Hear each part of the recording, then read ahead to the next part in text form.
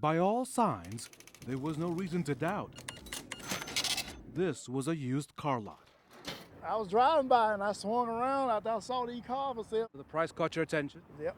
You were hoping to get a deal? Yes. For several weeks, Call 6 Investigates watched several people selling cars here at 38th and High School Road. We found lots of vehicles, all makes and models. Jesus Lavalle showed us around. It's nice. It's nice. It's low mileage. There wasn't always someone on the lot. We had to call one of the many phone numbers on display to get information. Engine? Can Yeah. we see the engine? Oh, yeah. On this day, the prices ranged from $900 to just $4,000. It's like new. It's like new. Yeah, like new. But when we turned the tables on him, do you have a license to sell cars? Do you have a license? Is this a car dealership? Oh, no. Jesus claimed he was getting a license. We questioned the conditions of the vehicles for sale. Engine problems, transmission problems, brake problems? A little bit? Yeah. In cooperation with Carfax.com, we checked all the vehicle identification numbers. Carfax verified several safety concerns. The Grand Prix and Ford Explorer are in need of critical recalled replacement parts. Yeah, the Honda? Yeah, can I see that one? And remember that like-new Honda Accord? Oh, it's new. It's like new. It was previously totaled in an accident. It was issued a salvage title, making it undrivable.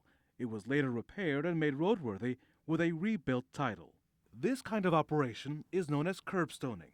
That's when people sell vehicles along the curb of any open space. Curbstoners will sometimes buy cars for cheap that may have been wrecked or otherwise damaged, clean them up a little bit, and then a consumer buys it for more than the car's really worth. The state's Auto Dealer Services says these businesses try to stay under the radar by selling less than 12 vehicles a year. 12 or more sales requires a license. Jesus told us he's only sold one minivan this year. He added that he and his partner are seeking a dealer's license. Call 6 checked and found no records of any applications with their names being processed. Is this a good business? No más. No más. Quiero quit. In a nondescript building off of I-465, the phones are ringing. Ringing with people concerned about a recalled product in their home. Thank you for calling Stericycle. This is Corey. How may I help you? This is Stericycle's call center, handling calls from all over the world. We can get as few as several thousand in a day, and our highest has been 200,000 calls in 24 hours. The Indianapolis company can't tell us who their clients are because of confidentiality. We really handle everything under the sun, so automotive, either parts of cars or other products around them, baby seats, strollers, baby products, toys, food. We do a lot of food events. If you heard about a drug that's being recalled, there's a good chance that we may be dealing with that recall. Stericycle employs between 500 to 1,000 people, depending on how busy they are. When a recall hits the news, they up their staffing. Why are these jobs so important? I think it's really important because when you've got a recalled product, there could be a health effect for consumers. And it's important to be able to safely and quickly get that product back and out of a consumer's hand. So this is potentially saving people's lives. It is. Stericycle helps notify the public about recalls, answers questions from the public, and helps store recalled products in their warehouse, a building separate from the call center. We can store recall product for as little as 30 days or as long as a decade. We've had a major pharmaceutical event that we stored in excess of 10 plus years and just recently destroyed that. They store millions of individual products as companies decide what to do with them or they're caught up in lawsuits. When a recalled product comes to the warehouse, this automated receiving line weighs each package and takes a picture. It also scans the barcode so that it can determine which recall it actually is. They also handle fixes for products as well as checks and vouchers. We do have the ability to help with the remedy as well. Stericycle considers their main competition companies who handle recalls themselves. Recalls are tremendously complex. So the next time you find a recalled product in your home and pick up the phone, chances are you're calling these guys. It's not a matter of if a recall is going to happen, it's a matter of when. Stefan Macon bought this 2010 Dodge Charger from Circle City Auto Exchange. He says within 2 months, he noticed his tires repeatedly going bald.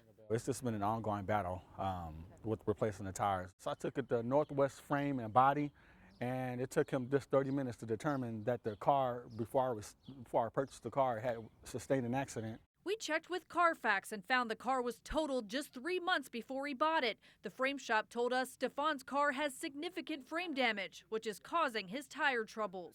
I was very surprised. Darnell Prim says something similar happened to him. He bought a 2008 Chevy Malibu from Circle City. Took it home, day number 2, start driving it, steering wheel start shaking real bad.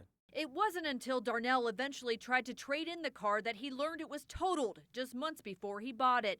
Darnell says the dealership told him about a missing airbag, but did not disclose the car's full crash history. Nothing in the fine print, nothing in the contract. Both Darnell and Stefan acknowledge they bought their cars as is, which means the consumers legally accepted responsibility for repairs. Dealerships don't have to disclose prior wrecks if the car has a clear title, according to the state.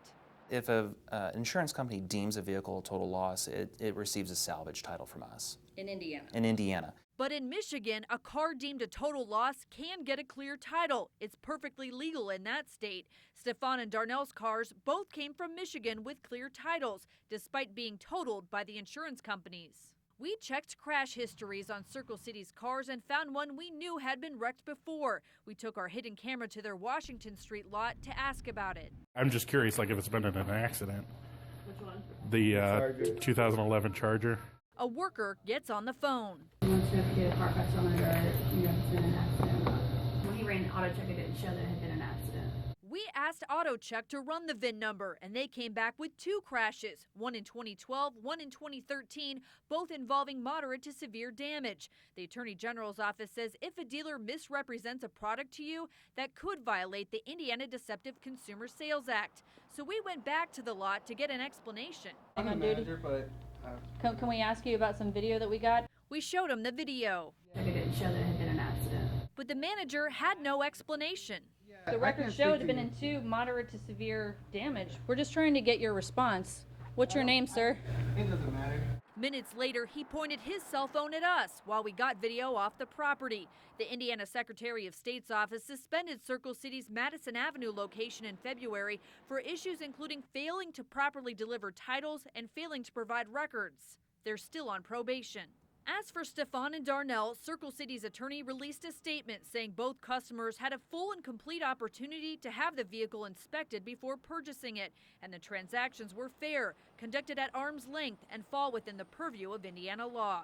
Stefan and Darnell say they didn't deserve what they got. Darnell says he let the bank take the car back. Stefan is still driving his, only because he doesn't have the money to fix it. So I believe that there should be laws in place to protect consumers who purchase vehicles with this kind of damage.